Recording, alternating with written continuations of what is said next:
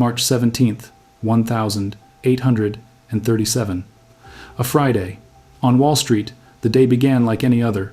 Traders arrived at their offices. Banks opened their doors. Merchants discussed cotton prices and land deals over breakfast. By noon, the world had changed. Word spread through the financial district like wildfire. Herman, Briggs & Company, one of the largest cotton merchants in New Orleans, had declared bankruptcy. Liabilities between $4 and $8 million. In today's money, that's roughly $200 million. One firm. Wiped out, within hours, J, L, and S. Joseph & Company in New York announced their failure, citing losses from the Herman-Briggs collapse. The domino effect had begun. What happened next was financial destruction on a scale America had never witnessed. Within 2 months, banks across the nation suspended specie payments, meaning they refused to exchange paper money for gold and silver. Nearly half of all American banks would eventually close their doors. The depression that followed lasted 6 years. Unemployment reached levels not seen again until the Great Depression a century later. This wasn't a natural disaster. This wasn't a foreign invasion. This was self-inflicted economic suicide triggered by political ego, reckless speculation, and a fundamental misunderstanding of how money actually works. And the terrifying part? Every single warning sign that appeared before 1837 is present in our financial system today. The seeds of destruction were planted years earlier by a man who thought he was saving America from tyranny. Andrew Jackson became president in 1829 with a mission. He despised banks, particularly the Second Bank of the United States, the closest thing America had to a central bank. Jackson's hatred was personal. In his youth, he'd been financially ruined by the Panic of 1795. He blamed banks for that disaster.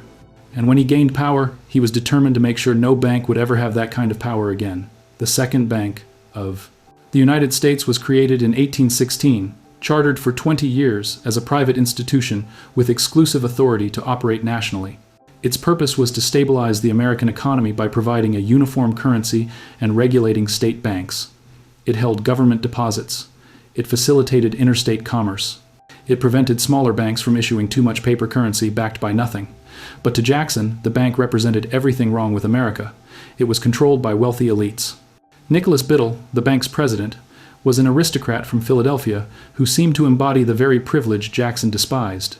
Foreign investors held shares in the bank, which Jackson saw as a threat to American sovereignty, and most importantly, the bank had enormous economic power that Jackson believed corrupted democracy itself. Jackson declared war. When Congress passed a bill to recharter the bank in 1832, Jackson vetoed it. His veto message is one of the most important documents of his presidency. He argued that Congress lacked constitutional authority to create such an institution. He claimed the bank favored wealthy merchants and speculators while sidelining farmers and small businesses. He painted it as a monster that threatened the common man. The political battle was fierce. Jackson's opponents, who would soon form the Whig Party, accused him of executive overreach. They warned that destroying the bank would destabilize the entire economy. But Jackson had popular support. He was reelected in a landslide in 1832, which he interpreted as vindication. In 1833, Jackson ordered the removal of all federal deposits from the Second Bank. His Treasury Secretary refused to comply, so Jackson fired him. The next Treasury Secretary also refused. Jackson fired him too. Finally, Roger Taney, his Attorney General, agreed to remove the deposits. The federal government's money was distributed to dozens of state banks, which critics mockingly called pet banks, because of their political connections to Jackson's administration. Nicholas Biddle, desperate to save the bank, retaliated by contracting credit. He called in loans. He reduced lending. He deliberately created economic pressure, hoping the resulting financial pain would force Congress to reverse Jackson's actions. It didn't work. The public blamed Biddle for the hardship, not Jackson. By 1836, when the bank's charter expired, its fate was sealed. The Second Bank of the United States ceased to exist as a federal institution. Biddle obtained a state charter from Pennsylvania, but it was a shadow of its former power. Jackson had won his war, but he'd destroyed the only institution capable of regulating the wild speculation that was already spiraling out of control. With the central bank gone, state-chartered banks exploded in number. In 1830, there were 329 state banks. By 1836, there were 713. Each one issued its own paper currency. Each one made its own lending decisions. There was no coordinated monetary policy. No national oversight. no institution capable of preventing the disaster that was building, and speculation was everywhere. The American economy in the 1,830 seconds was booming. Cotton prices were high. European investors were pouring money into American ventures. The federal government was selling Western land to settlers flooding into territories recently cleared of Native Americans. Between 1,834 and 1,836, land sales generated massive revenue. In 1836 alone, the government took in $25 million from land sales, accounting for about half of all federal receipts. That's the equivalent of roughly $750 million today. And here's the remarkable part. Andrew Jackson paid off the national debt completely in 1835, the only president in American history to do so. The federal government had a budget surplus with zero debt.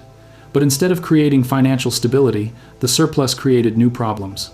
Congress passed the Deposit Act of 1836, which ordered the distribution of federal surplus funds to various state banks across the country. This transferred hard currency, gold and silver, from coastal cities like New York to the interior of the nation. New York City banks, which needed precious metals to settle international trade balances, saw their reserves drain away. Monetary reserves in New York deposit banks fell from $7.2 million in September 1836 to just $1.5 million by May 1837. The banks were being hollowed out just as economic storm clouds gathered. Meanwhile, the land speculation had reached insane levels. Farmers, merchants, and speculators were borrowing money to buy land, expecting prices to keep rising forever. State banks were lending recklessly, often with almost no backing of actual hard currency. The paper currency circulating in some frontier areas was worthless, nicknamed shin plasters, wildcats, and yellow dogs, because it was based, as one contemporary put it, on cheek, with no capital to back it. A farmer in Wisconsin recalled that you could go to sleep with $1,000 in your pocket and wake up to find your bank bills worthless because the bank that issued them had collapsed overnight. The state-chartered banks were also buying land themselves, concentrating their assets in real estate that was grotesquely overvalued. In Massachusetts, the Nahant Bank and Oriental Bank loaded up on Maine timber lands far from navigable waterways. When surveyors finally assessed the property, they discovered it was worth a fraction of what the banks had paid. Both banks failed. But the speculation wasn't just in land. It extended to commodities, particularly cotton. Southern planters were borrowing heavily against future cotton crops. Merchants were extending credit based on the assumption that cotton prices would remain high. The entire economic structure of the South rested on cotton, and cotton prices were supported by British demand. Then the foundation cracked. In 1836, the Bank of England began to worry. British investors had pumped enormous amounts of capital into American ventures, and the bank's monetary reserves were dangerously low. To protect itself, the Bank of England started raising interest rates and reducing investments in American securities. British demand for American cotton started falling. Harvests in Egypt and India were increasing global cotton supply, driving prices down further. American wheat exports also collapsed. England was experiencing bumper harvests, and at the same time, American crops were being destroyed by Hessian fly infestations and brutal winters. The grain industry was devastated. The international trade balance shifted against the United States. More money was flowing out than coming in. And to make everything worse, Andrew Jackson issued the Specie Circular in July 1836. This executive order mandated that all purchases of federal land must be paid for in gold or silver, not paper, currency. Jackson believed this would curb speculation. Instead, it accelerated the crisis. Land buyers rushed to eastern banks to withdraw gold and silver so they could purchase western land. The banks were already short on precious metals because of the Deposit Act's redistribution. Now they were being drained even faster. Banks became more cautious about lending. Credit became harder to obtain. The economic boom that had seemed unstoppable was running out of fuel. By late 1836, the bubble was visibly deflating. Land prices started falling. Loans that had seemed safe when land values were rising suddenly looked dangerous. Banks that had loaded their portfolios with real estate holdings saw the value of their assets plummet. Cotton prices began dropping in February 1837, falling 25% within 2 months. For cotton merchants who had borrowed money to finance operations, assuming they could sell at high prices later, this was catastrophic. The collapse began in New Orleans on March 17, 1837, when Herman, Briggs & Company declared bankruptcy. The firm had extensive financial connections to northeastern banks and merchants.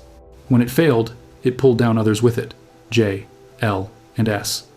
Joseph and Company in New York fell on the same day. Panic spread through financial centers. Depositors began demanding their money in gold and silver. Banks didn't have it. They'd lent it out, bought land with it, or seen it drained away by federal policies. On May 10, 1837, New York banks suspended specie payments. They announced they would no longer redeem paper currency for hard money. It was an admission that they couldn't meet their obligations. When New York banks suspended payments, banks across the nation followed. Connecticut, New Jersey, Delaware, Pennsylvania. Within weeks, the entire American banking system had essentially shut down. Suspension didn't mean banks closed permanently, though many would. It meant they refused to redeem credit instruments at full face value. Your paper money was suddenly worth less than the number printed on it, if it was worth anything at all. Commerce ground to a halt. Merchants couldn't complete transactions because no one knew which currency to trust. Workers were paid in paper money that they couldn't use to buy food. Unemployment spiked, especially in urban areas.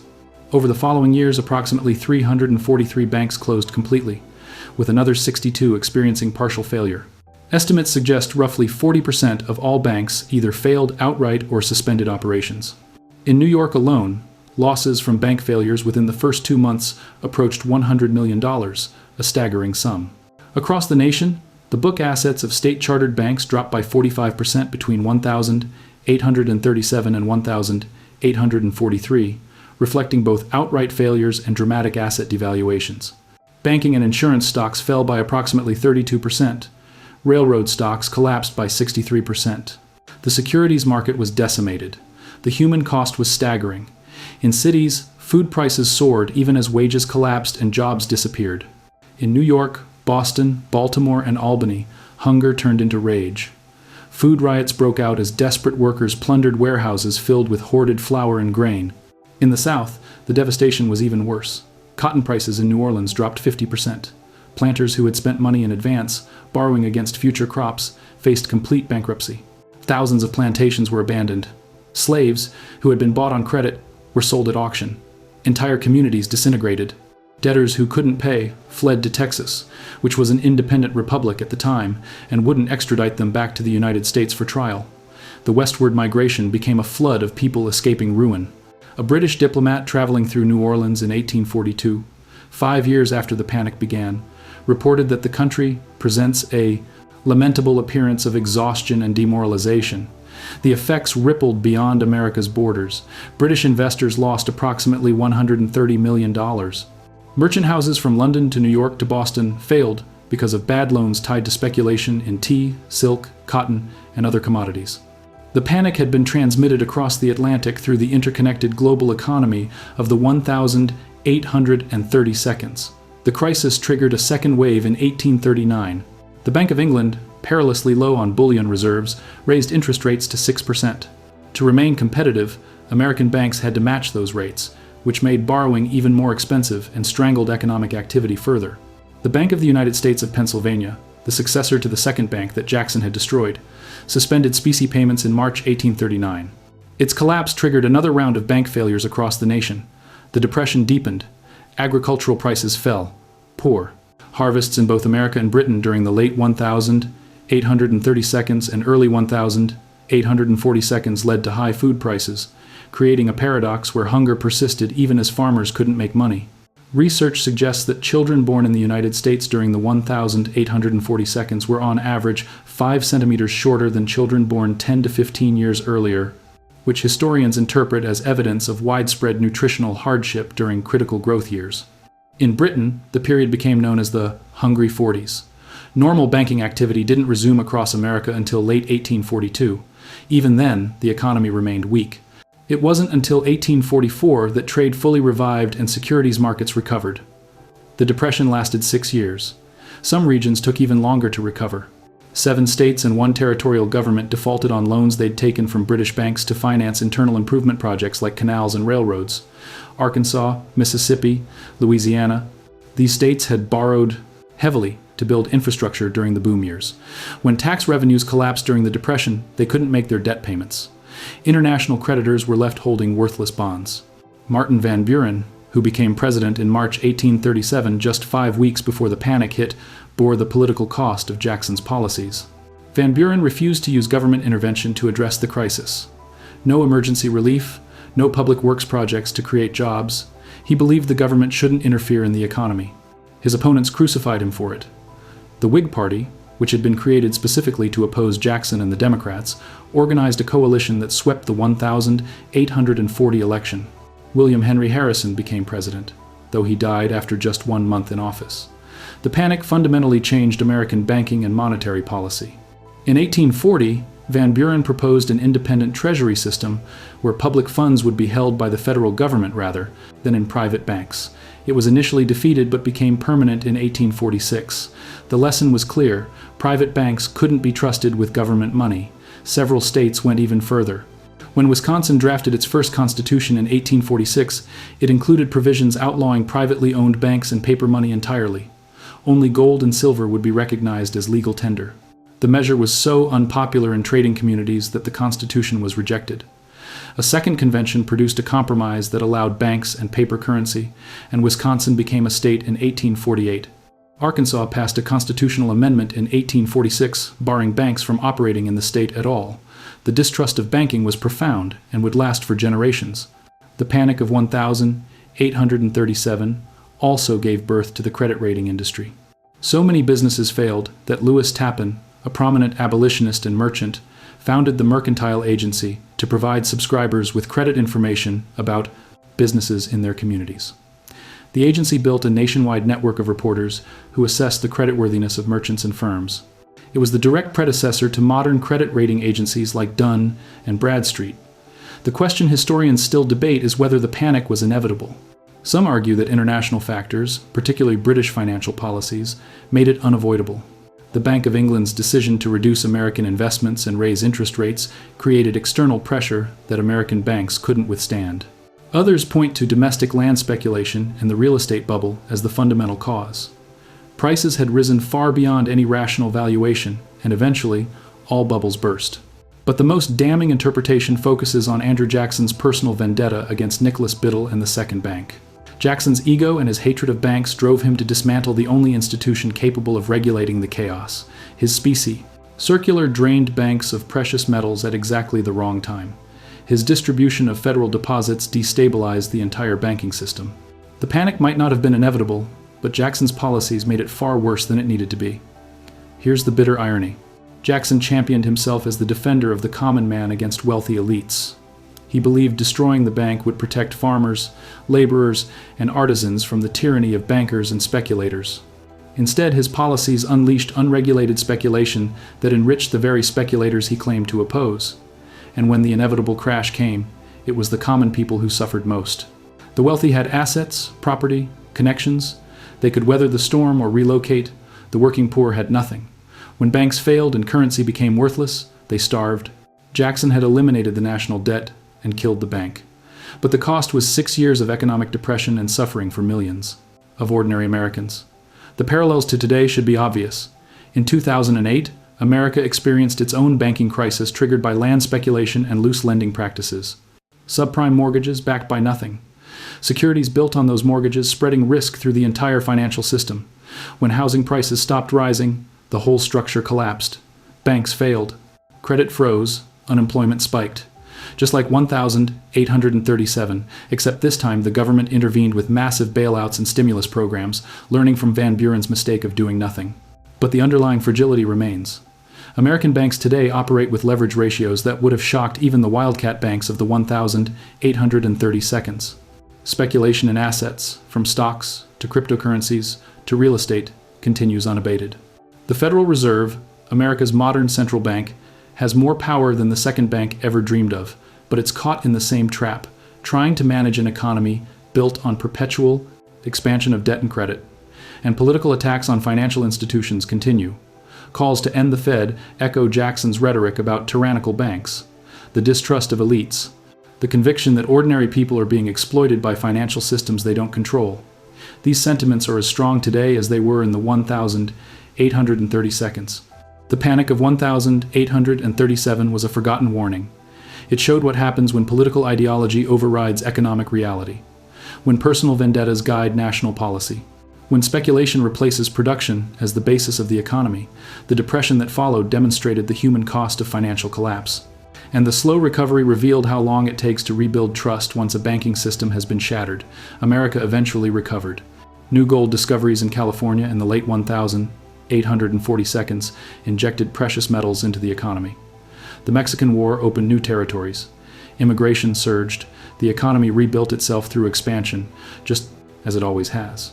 But the scars remained. The generation that lived through 1837 never forgot. They passed down stories of bank failures, worthless currency, hunger, and ruin. They taught their children to distrust banks and paper money. They demanded reforms that would prevent such disasters from happening again. Those reforms were gradually implemented. National banking acts in the 1860s created more regulation. The Federal Reserve was established in 1913 to serve as a lender of last resort. Deposit insurance came in the 1932 after the Great Depression. Each crisis taught lessons that shaped the next iteration of the financial system, but each generation also forgets. The people who remember 1837 are long dead. The people who remember the Great Depression are nearly gone, and with fading memory comes fading caution. The conviction grows that somehow this time is different, that modern financial engineering has solved the old problems, that speculation and debt can expand forever, without consequences, until one day it can't. And when confidence breaks, the system that seemed solid reveals itself as fragile as ever. Banks that appeared healthy close overnight. Currency that seemed trustworthy becomes worthless. The economy that was booming enters depression. It happened in 1837. It happened in 1929. It happened in 2008. The details change, but the pattern repeats, because the fundamentals haven't changed. Money is still created as debt, banking still operates on confidence, speculation still drives bubbles, and political leaders still make decisions based on ideology and ego rather than economic reality. The Panic of 1837 was America's banks vanishing overnight, but it was also a preview of every financial crisis that would follow. A demonstration that no matter how prosperous things seem, the system can collapse faster than anyone believes possible. And a reminder that the people who suffer most are never the speculators and bankers who created the mess. They're the ordinary workers whose savings evaporate, whose jobs disappear, whose children go hungry. If this gave you a different understanding of how financial crises unfold and why the warning signs we ignore always come back to haunt us, hit subscribe. Because history doesn't repeat, but the pattern is always the same. And right now, every indicator that appeared before 1837 is flashing again. The only question is whether we'll learn from the past or be forced to relive it.